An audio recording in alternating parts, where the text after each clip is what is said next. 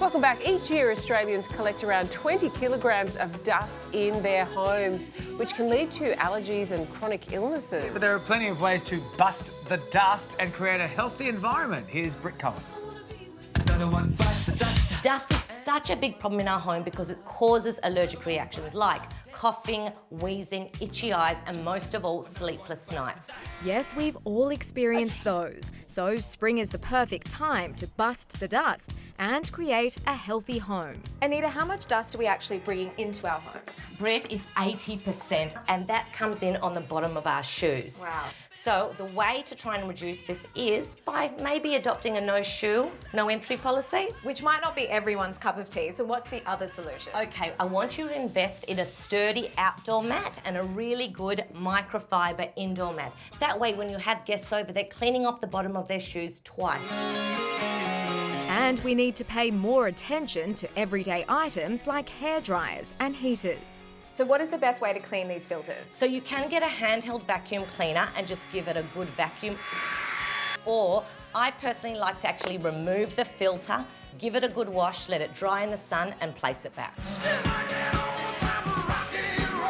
While they can be fun to dance with, Anita says throw away the feather dusters. So what I want you to do is get something made of microfiber, whether it's a duster or a cloth. Now I picked this up from Bunnings for $6.49, and the best thing about microfiber is it actually catches the dust, keeps it on there so it doesn't fall off while you're dusting the whole home. When it comes to kids' bedrooms, toys are the biggest dust collectors. Limit the amount of toys on the bed. Cut it down to 3, that way everyone's happy.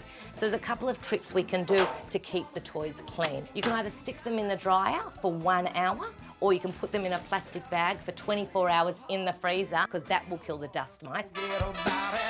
Okay, so where is the dust lurking in our bedroom? Okay, you might think you're sleeping alone, even if you are alone, but you are not. They are live dust mites, and they are living, breeding in your bed every single day.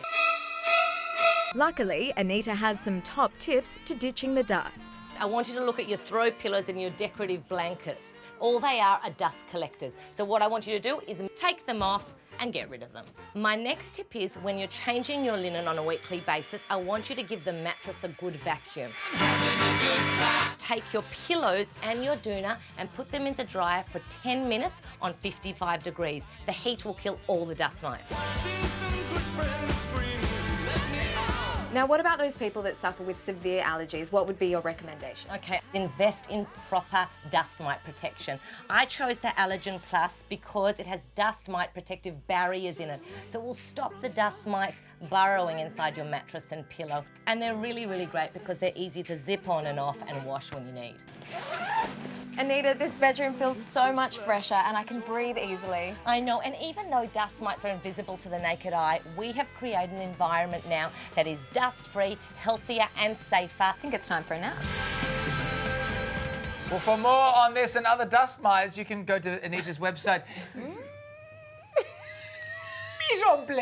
Do conto de ello. Squeeze that one.